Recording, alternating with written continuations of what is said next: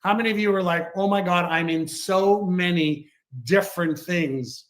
And as we talked and discussed, right, our goal is to get to like four to eight of them over time, right? Pretty eye-opening, all the different components and why you might be overwhelmed, why you might be confused. There's just a lot of stuff to do. So you just have to focus on the critical few versus the trivial many, right? We walked you through the guide, the guide formula for AI. And if you use this guide, did it work?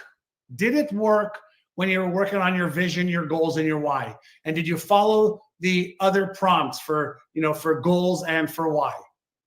Yes, Karen, there's a lot to do. There's a lot when you build a house. There's a lot to building a car. You're building a business. It's no different, right? It's no different. You can build a car, with some wood and some, wooden wheels or plastic wheels, and it can be really, really simple. Or you build a car, like you can drive on the highways. All right, so didn't really apply, had some trouble, Mark. So in the Q&A, ask us, get through that. All right, so let's go into today. All right, so now we're going to build another layer. And agree or disagree with me, whenever we are marketing to another person's brain. Yes or yes? Make it easy for you. Yes or yes? Yes or yes? All right.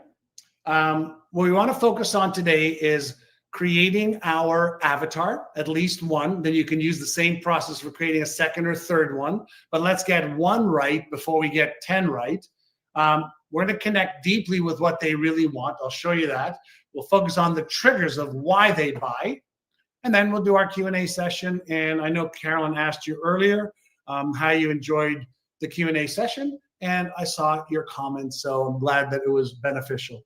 I like to make sure that I understand when I'm learning something, and I imagine you, like me, want to understand also. So that's why I do those extra 2-hour sessions. So just imagine we're going to end up with about, let me see, 5, 6, 12, probably about 14, 15 hours of additional Q&A sessions. Did you learn by hearing other people's questions and the answers? And did that elevate your experience?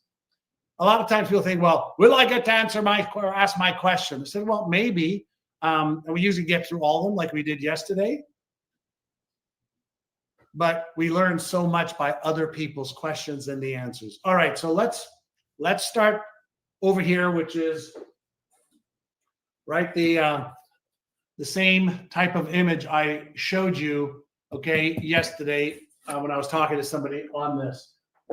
When we're doing marketing, it's just as important to have people opt out of your marketing as it is for people to opt into your marketing. You're better off having, a group of 20% that is interested in what you have to offer than to waste time on 80% that will ask you questions, waste your time, take you down rabbit holes you don't want to be going down.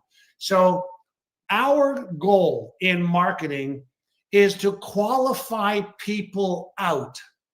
So let me give you an example. Yesterday, in one of the examples, I was working with Riza, right? And he was, how many of you saw when we were talking about his ad for seniors on Medicare? And when I tweaked his ad, right, we looked at his ad, I tweaked his ad. I said, for seniors over 65. Now, isn't that opting out anybody who's not 65 or older? So seniors over 65 on Medicare, not anyone on Medicare, seniors over 65 on Medicare. Deliberately, we opt everybody out. It's like saying, only pay attention to this if you have dark hair and you're a woman. Right? Only pay attention to this if you have lower back pain. It opts everybody else out. Right? So a lot of times people think, I need to market to everybody because everybody could use my program, product, or service. No, that's not how marketing works. We want to be very, very, very focused. So We want to find the 5%, the 7%, the 3% that are looking, that want, need, and can afford what we have, and we want to deliberately opt everybody out. Yes, Joy. And so we connect with 20%, right? We help the people that are ready right now to move faster, and then we educate and nurture people that are not ready right now. Let me know the why that makes sense. All right. And so when we are talking to a human brain in marketing at a conference, on the stage, okay, at a dinner party, at a networking event, we want to target the part of their brain that's going to create or activate the greatest amount of attention first. Greatest amount of attention first. All right. And so the greatest part of their attention is going to be based on how the brain processes information. We talked a little bit about this yesterday. Most marketers think that I need to tap into the logical brain, and experienced marketers understand I want to, when I can, activate the reptilian or instinctual survival part of the brain first, and the emotional, then the logic. And I need to take them on this neuro-marketing, neuro-selling arc that just checks the boxes. And here is basically how every brain works. Number one priority, we talked about, is safety and security and survival. So if your program, product, service, coaching, Medicare, insurance, whatever it is around their safety, security, and or survival, you lead with that. Okay? And in the media business, they say, if it bleeds, it leads. Right? So if you want to just understand a little bit of marketing, why do you think the news is always negative, negative, negative, negative, negative? This bomb here, this over here. Sensationalism of negative is because that's what captures the human brain's attention more than anything else. Now, you don't always want to lead with that, right? You can always say, what is it that my avatar, what is she moving away from? What is she worried might happen? If you notice what's happened in the last at least year on social media, if you're setting goals, don't make these two mistakes.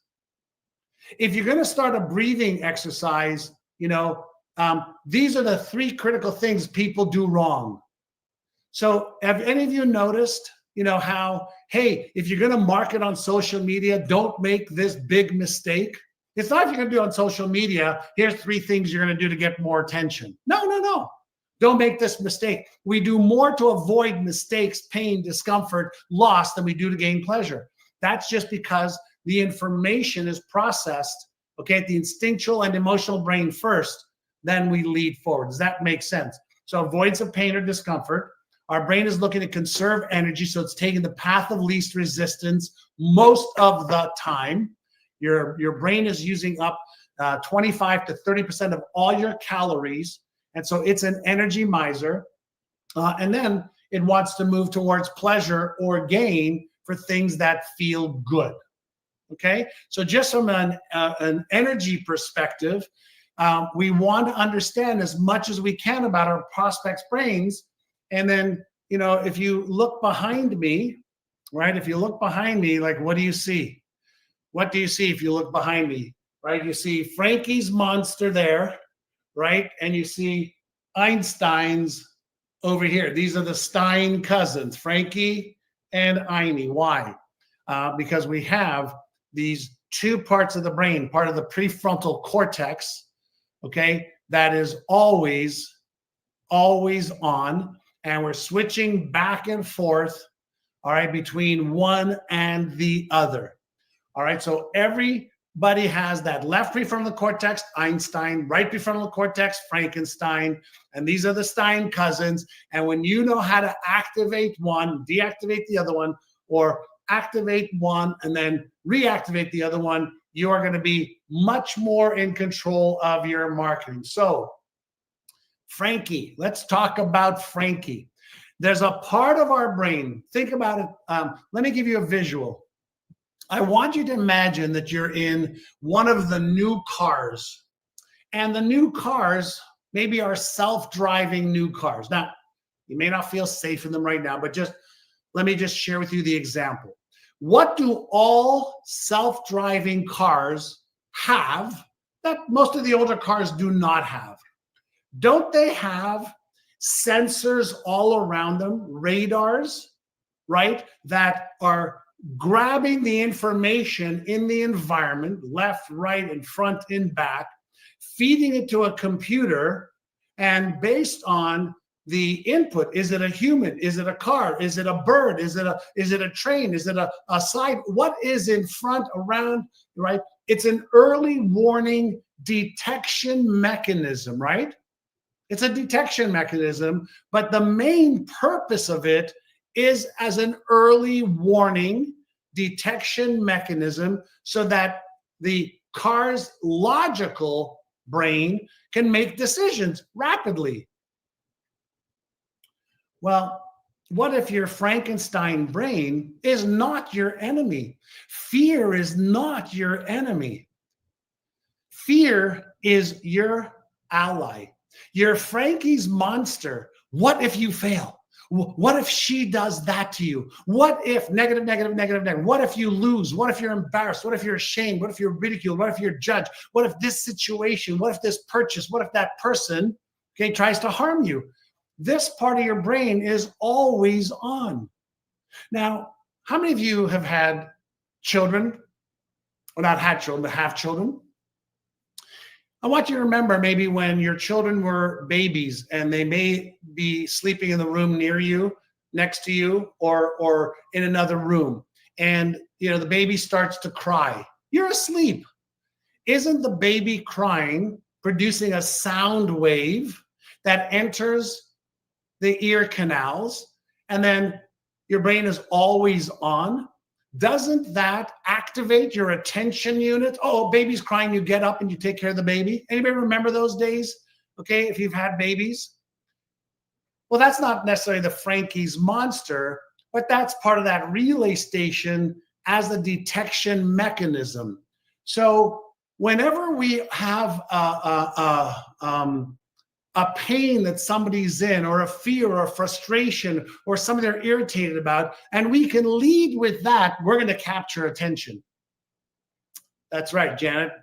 Baby sounds always activate moms. It activates their subconscious mind. Not only is that a genetic predisposition, it's a highly reinforced for safety, security, and survival. Right? So we all have our own inner Frankenstein, which means that so do our prospects. So are you tired of having back pain? Are you worried that Medicare won't cover you in 2025? Right? Are you concerned that you may not have enough in retirement? Are you concerned that you hate your job and you don't know how to get out of it? So whenever we can enter the dialogue and enter the emotion that they are thinking, feeling, and experiencing and meet them there, we have a way to grab their attention instead of them looking, at that cat